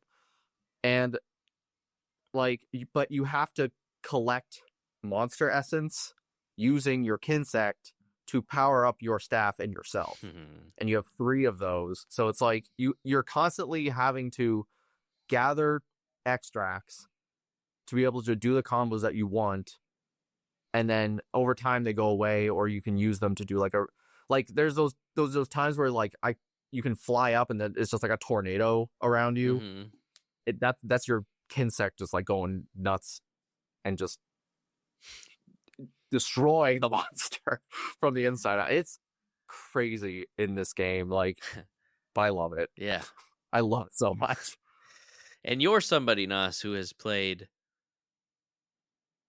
how many hours would you say you have on Monster Hunter World? Monster Hunter World was almost 1,000, I think. Yeah. It was like just under 1,000. Yeah. So he's pretty well versed in the Monster Hunters, and this one has him. So this. Jones. I'm glad, Nwahs, because I'm also having a blast. But I feel like for you personally, this was a game that you were excited for, that you had been looking forward to for a very long time. I think it was the announcement honestly, that kind of pushed you to get in the PS5 a little more. We'll say that. Maybe a little. Probably. But like, and it's winning for you. And honestly, this game for me kind of came out of nowhere, because like I honestly thought after like Monster Hunter World there really wasn't necessarily anything coming relatively soon, but like not, or even at all. Like we got Rise, but like Rise is whatever to me, and it's fine, but it's whatever. And so like when they announced Wilds, I was just at first like I didn't know what was happening on the trailer, and then as soon as I saw like the hunter coming up riding the little raptor, and I'm like, there's no fucking way this is Monster Hunter. And then just I could even just tell by just the aesthetic and the armor that they were wearing, and like they weren't even holding a weapon at the time. They were just running through the sands. Yeah. On this raptor. Very simple trailer, but it was like, very impactful. Yeah. Yeah. So needless to say, I'm very happy it's here now. Yeah. That last like 3 days of waiting for it to start were killer. Like I did play Rise for like a few days. I did play Rise for a few days leading up to it, just to get back in into the groove, the mood of it. You're right. I played some World myself to, yeah. And man, oh man, yeah, what a gem this is. It is. I am telling you what, man, I am so mad at myself for leaving my PlayStation at my mom's, because I would fucking. That's what I watched a video of it today when I was working out, and it just made me want to play. I was just like, fuck, I just want to go play this game. Like, it's just, once you know how to play with any weapon. Let's go back just a little bit. One thing that I just adore about Monster Hunter is that, how do I want to put this? Just describing the couple weapons that we just talked about, it's not just that you're playing like a different type of weapon in this game. By choosing a certain weapon, you're almost playing a different game. Like with the stuff because you have to think about and do. Yeah, because not all weapons do the same. Like, you don't always have a shield. You know, you don't always have great mobility given some weapons. You know, you have to it is a lot of like how you like to play a fighting game like this based on whatever weapon type you like. Like that's what you would go for. Yeah. So you just kind of have to figure out which kind of what your play style is. You really do. And just roll with it. Because for years I had been like playing demos, playing little bits of these games, and just not picking the right weapon for me, and just falling out of it, and just being like, nah, maybe not. And then I started playing Rise, and really started playing with multiple weapons. I found out what ones don't work for me, and which ones I really, really like. And I'd like to learn some of the other ones. I just don't know if I want to take the time to learn them, but I might down the road.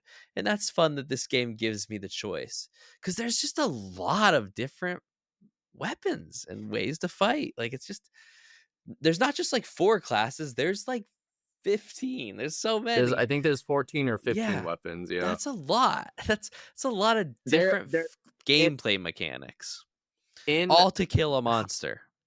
Yeah, and I don't remember which earlier game it was in, but there was a Monster Hunter game previously that you could get tonfas, like the wooden arm things. Oh, okay. Yeah. It's just kind of like but they didn't they never really brought that weapon back. That's an interesting fighting style. Well, that's an interesting weapon. Yeah. But maybe they thought the same thing. They were like, I don't know. Yeah. And maybe it didn't work out as well, or maybe it just wasn't as popular as the rest of them, but it would have been interesting. Yeah. Yeah, all my life I always wanted to have like the great sword, because I just liked, as a person, I'm like a great sword liker. Like in other video games, if I can get a great sword, I'll use them. I just suck with it, or at least I did. I'm probably better with it now, but like the way you fight in that game, like you really got to pick a fighting, like the way your character moves based on that weapon choice, because like the heaviness that some of these weapons have, like it's just such a difference than like if you play just sword and shield or 2 swords. Like it's 2 totally different ways of just moving around. Yeah, timing is a big thing with how you fight. Yeah, because you will be punished if you misstep. Yeah, you'll just be swinging it fucking nothing very easily, and then maybe something will smack you back. Probably will. Yeah, happens all the time. A dozen times. I'm hitting the dodge roll button. It's on auto. You know what I mean? Like my thumb's just constantly going to that while I'm not pressing the other attacks. Yeah, and there's not like, yes, you do like a roll, but you're not fully invulnerable in it. But unless it's you such do realistic physics of just moving around. Yeah, like you can kind of like backstep and back roll and whatever, or like sidestep or whatever. Yeah. If you can anticipate what the monster is going to be doing, which that's kind of the bigger overarching like how to play the game is once you fight the monsters enough, you know how their movements are, and you can kind of predict what they're going to do and how to react to it. And but I love the freaking, like, you put your weapon away and you're just booking it away from something, and something blasts something at you, and you just do like the freaking swan dive. But that is the only time the dodge is like you're invulnerable. Yeah, because it's like a last ditch, like I need to get the fuck out of here. And you feel good if you dodge. It's just like a swan dive, like away from everything. Yeah, and it's great. I love it. Yeah, you're a big fan. Yeah, it's just one of those. You know, you can tell the video game generation has kind of gone up just a bump, and that's an addition that, like, just, you know, those little things. Yeah. Little animations they add along the way. Yeah, I gotta try so many other weapons. I was thinking of going back to using a greatsword just for funsies, because I really like the charge blade, because you get a little bit of both. You have the option of being like fast enough to just do like normal hits, and then you can also have a big fucking heavy thing. You kind of have both at once, and that's what I like about it. But because I've gotten so used to using it as it's big, I feel like I'm a little better with knowing how to control a character that has a heavier weapon. I will not be playing the horn at any time in my life, but maybe a great sword. We'll see. Yeah, the greatsword was never really. I don't play greatsword just because I don't like the big clunky weapon play style. I like to be able to control my dodges and when I do Yeah, things and not I do take too, at least to an 10, extent. 10 business days to swing a sword. So, It can be infuriating but sometimes. When it it hits, you're is happy, but when it hits, like obviously when it hits, like you're doing you're some like, whammo fuck damage. yeah. But when you miss, But you feel that's the like a whole fucking dutz. yeah. But that's kind of the whole thing with greatsword is you have to really just like be patient, wait for the monster to like stop doing something, go in, get a hit or two, and then run away. Like, because your recovery time with that greatsword is so slow. If you miss, like, you're gonna get blasted. You're gonna get hit. But I know they were able to kind of tweak the kit of the greatsword where you can like block. You can block with the greatsword. You can do like that I contested never fucking block on anything. thing. Well, you might have to now. I just dodge. Yeah, I mean, like you can do like a shoulder bash into the monster that is like charging at you and shoulder bash. It'll knock them back, but it won't do anything to you. Like it's kind of like a guard, but it's like a timed like a parry thing. guard. Yeah, kind of. But again, I've never played with the greatsword enough to really understand that to any higher degree of how to use it efficiently. So I just don't play greatsword. Yeah, but that's just me. I like having fast weapons or range. Me too, to an extent. So, and talking about this, I think one of the greatest inclusions is getting to have that second loadout of weapons now in this one, where you can switch. Like having that option in the middle of a fight is so nice to have. Yeah, because it's like, oh, I feel too slow for this monster with this greatsword to attack this fast fucking spider that's just zipping around the map. Yeah.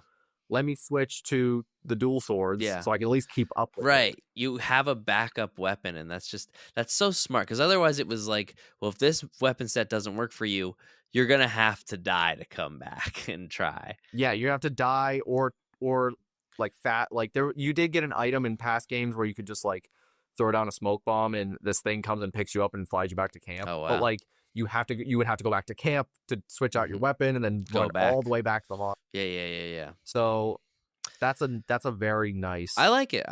It's certainly a feature that I wasn't ever really thinking about. But like I said with Avowed, it's nice to have those two loadouts that you can just one button kind of switch to have.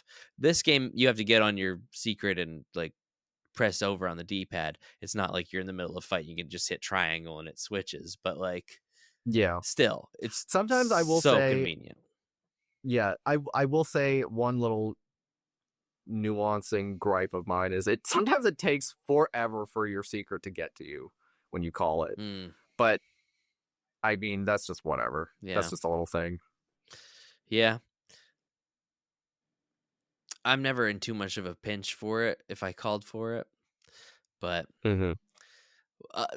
of the monsters you've seen so far, is there one that stands out? Is there a standout favorite? There's some really cool ones, not including the beta. Well, maybe including the beta. I mean, the Avowed in the beta was probably my favorite, just because he's cool looking and pretty sick. He's a great fight. Yeah, he's a great monster to fight. Graphically, it was a beautiful and battle also the flagship monster.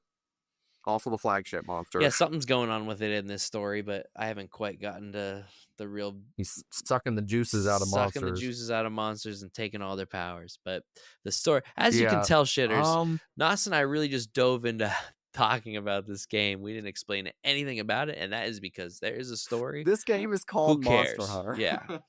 You are hunting. You are doing exactly what we're saying. Honestly, everything around not fighting and killing the monsters and shopping is just filler. Kill it. Really. It's just there to make you feel like you're doing when you're something not killing monsters. Deeper. When you're not killing monsters, you're killing time. Yeah, you're just waiting to kill more monsters.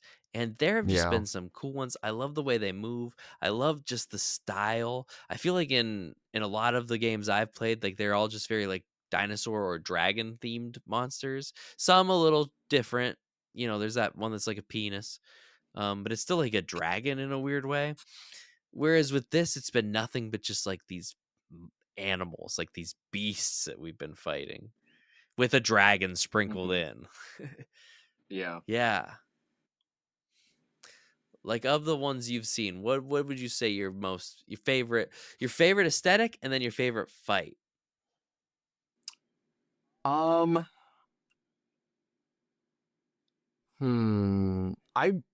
I really liked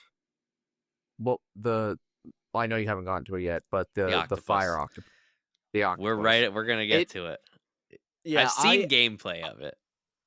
I do like it, and after fighting it a couple times, like it doesn't seem as intimidating anymore, but like just the idea of an octopus that has like I don't know if they're eyes on its tentacles or if it's just like a glowing spot on its tentacles.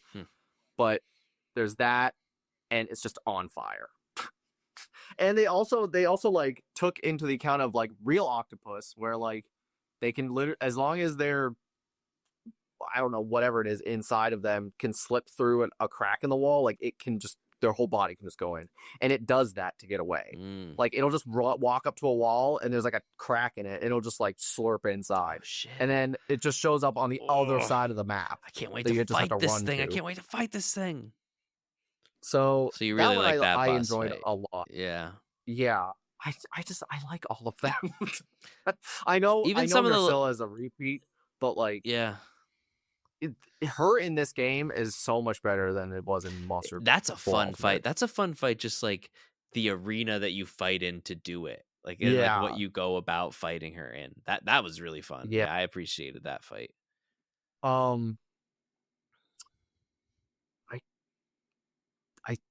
I mean, I there's like no all bad of them. ones. Yeah, there's no there is no bad one. I like the look and the fight of what was the golden like dragon thing that we fought that like shot big lightning beams at me. Ray Dow. Yeah, Ray, good old Ray. Ray Dow. Ray. That was a fun, not just a fun fight, dragon. but like I like the way it looked. It was such a cool looking dragon. It was scary. It was kind of terrifying.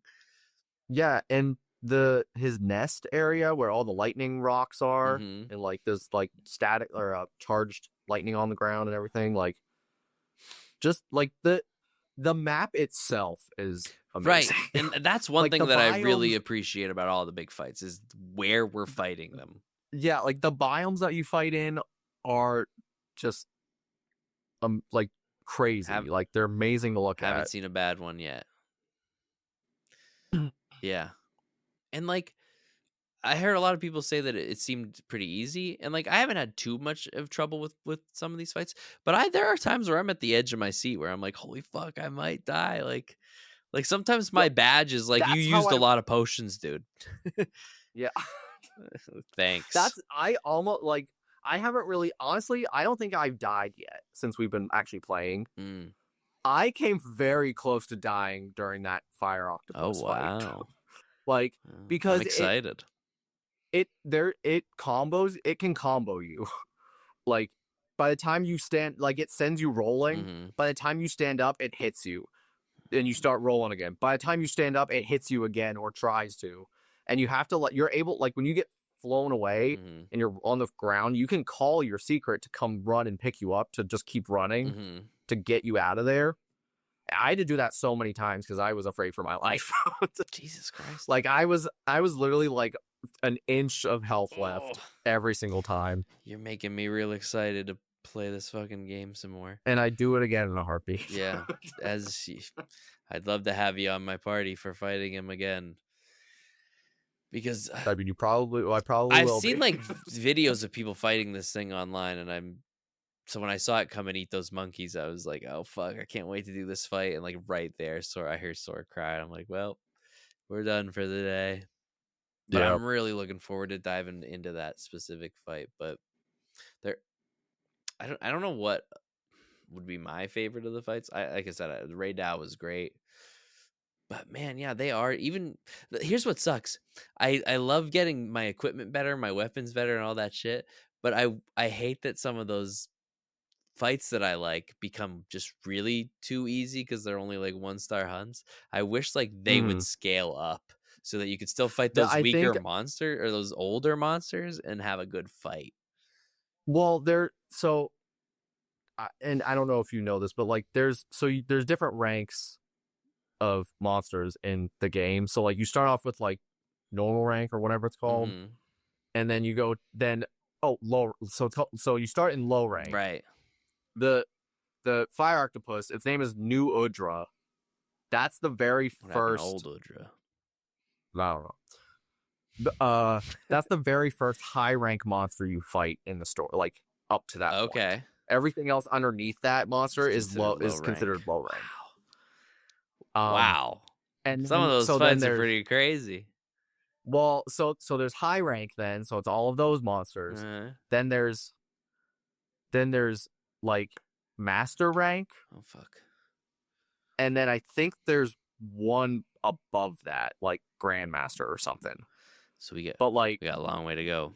But basically they upscale a lot of the low rank or high rank monsters difficulty in masters or grandmasters rank. That's cool. So like they have more health, they hit harder. Like you can that fight them again, but it's not going to be a walk in the park necessarily. But you're also, by that point you would have armor and or weapons able to deal with that. I can't wait. I cannot wait to get the rest of my shit leveled up. Oh. But yeah, it's great. Love it. All around having a good time with it. Can't wait for the DLC. Hasn't even finished it. Ready for the DLC. I know. I'm glad we live in a world where like games get these monthly update. Like an update can come out and they just give us more shit to play. And I feel like Monster Hunter is one of those games. So you almost don't have to. Like a DLC will be cool when it comes, but like they're still giving us a little bit more and more as time goes on. Yeah, Monster Hunter also does. I know we're trying to wrap up maybe, but like I know Monster Hunter does collaborations also. So like in Monster Hunter World, they did a ton of collaborations. They did like Final Fantasy collaborations where you fight like a behemoth monster, which is like the big like black like cat lion thing. Right. That like throws meteors at you. Oh fuck. Like you literally just fight him. And like he like in throws Monster up tornadoes in Monster Hunter. That's awesome. Oh my god. And they'll release weapons that are like tailored to like Final Fantasy aesthetic and or like that is armor exciting. sets or layered armor sets that just you can cosplay. Oh fuck, man. So fuck. That's the thing. I've played a good amount of these games, but I have never experienced any of that, and I'm so looking forward to that. Oh yeah, they did a lot of collaborations in Monster Hunter World. I'm surprised I don't really remember any of them other than Final Fantasy one, but like they did so many of them in World. I don't recall if they did many in Rise, but that's one thing that I always like that they do is they just do like crossover collaboration things as well. So I'm excited to see what they do if they do it with this one. Me too. God, not only just getting to dress up like these things, but to fight a fucking behemoth from Final Fantasy. That sounds pretty fucking awesome. Not that these games need it. They already have enough already really awesome monsters in it. But that's a cool extra thing. Oh, I'm so looking forward to that. I'm so sad that I put these games off for so long in my life because they're a game that are just fun to once you know how to play. Like I do feel like it's not a great game for people that don't play it. You know what I mean? It doesn't teach you how to play very well. Right. You kind of have to figure it out. It's not the easiest. Yeah, it's not the easiest first game. Yeah. First Monster Hunter game to pick up and learn. I guess that would be more of like Rise. Yeah. Is a little more like I appreciate it, Rise. Friendly. Yeah. Yeah. But I mean, it's still, it still helps you basically figure out the concept of the game leading into the newer stuff. So yeah. And once you know what you're doing though, it's the perfect game to just there's a monster, kill it, have fun while you do it. Figure it out. Yeah, and just like the It's variety simple. of the I monsters, love it.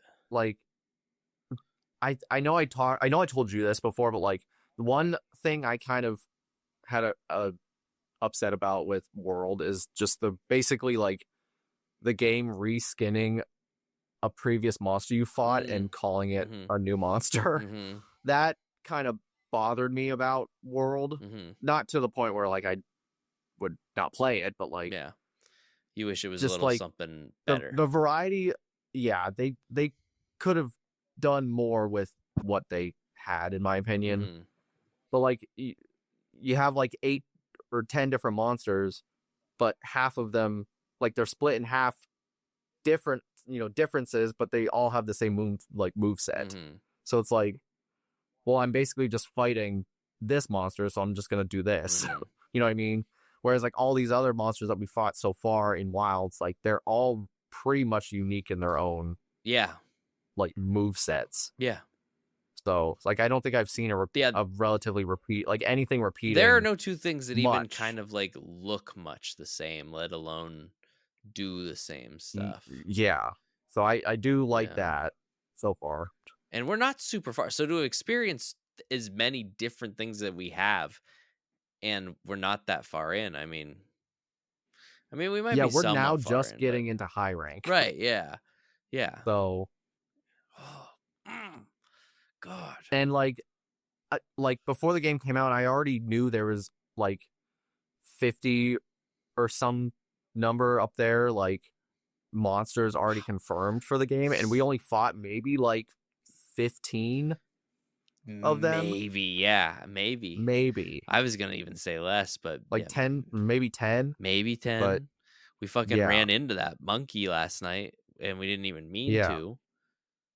Boy, how crazy was it when that level started and 2 of those fucking lava gorillas were there? It was like, oh shit. Oh yeah, I was just like, fuck. Oh, there's 2 of them. Yeah. One was quite the battle last night. Now there's 2. I like how they handled that, but at first I was like... I didn't... When we fought him just on a whim that day, he didn't do half the shit that he did in the actual fight. No. He went, like, Super Saiyan in that fight. He fucking went Donkey Kong, went up on those fucking things. And, like, that was just like, what is going on? Cool fight. Very cool fight, yeah. Yeah, that was one. Me and Miranda couldn't link up for that one, so we both had to fight him separately in our own game. Yeah, and it was quite the fight. It was quite the fight. I used a lot of potions, especially because like some of the fight was like me waiting and trying to get Miranda in, and it wasn't working. So I'm just like getting hit trying to do like menu shit. Yeah, and then it was like, okay, now I gotta fight this fucking guy. Yeah. So for me, like I said, it's not crazy challenging yet. We're not super far in, but I'd say it is challenging enough. It is challenging enough to the point that I'm not just blindly, dumbly hitting buttons while I'm doing. Like I'm thinking about every decision I'm making and trying to stay alive. And every once in a while, my sword turns into a chainsaw and I buzz through a motherfucking monster and knock its bitch ass over. And I love it. And I'm Beyblade and letting it rip on those monsters with the insect glaive. Yeah. I'm so glad that you love it this much, because the guy like me can say he loves it. And I do. I'm having such a good time. But who are you? But really who am I in the Monster Hunter scene? But somebody who has put the work on. Nwahs has been playing these games since he was in middle school. He knows these games, and he's loving this one. So that's good. I'm just glad it to you. It's become everything it was hyped to be. Because damn, it's fun. Damn, it's fun. It's so fun. It's one of those games, like sometimes I plan ahead with games. I'm like, yeah, that the night this game comes out, man, I'm gonna play a lot of it. And like sometimes that does happen, but sometimes it doesn't. And then this game came out, and in the first night we put 6 hours in, easily 6.5 maybe, just the beginning of the game. Another 4 or 5 hours last night, sprinkling. What a great first weekend. This was a great start, because I can't tell you how mad I am my PlayStation's not here tonight. I'm going to try to squeeze some time in tomorrow morning to play it, but I wonder what the like total purchase or total downloads was on day one. I don't know. I think I think I Pretty saw high. somewhere where it was like it either got close to Elden Ring's number or it surpassed it, I don't know. which was like a million or something like that. Elden Ring had a fantastic release. I I saw a thing for like just Steam specifically had a pretty big record on it, I think. Yeah. I also think that it had like a record of like worse reviews on Steam because some people's computers can't play it super well. But like Yeah. that sucks. But like on our PlayStations it runs pretty fucking well and it's Yeah, a great I game. guess on Steam it's it's Steam's sixth biggest game ever with 1.3 million purchases. Yeah. I mean, it's definitely a series of video games that I do believe gets more popular as the years go by and more people start playing it. So I'm not surprised that this one, the latest one, is breaking any records because Sold 1 million units in 6 hours on Steam. fuck man, Jesus. So People are playing it and I hope they're liking it. I mean, it yeah. had an 89 on Metacritic, which is really good. That was the critic reviews, but like it seems like it's everywhere when I go on YouTube and yeah, I we're not even that far. I'm having such a good time and we're still not even really that far. We barely put a dent in. And we just talked about it for like 45 minutes. Yeah. Need we say more?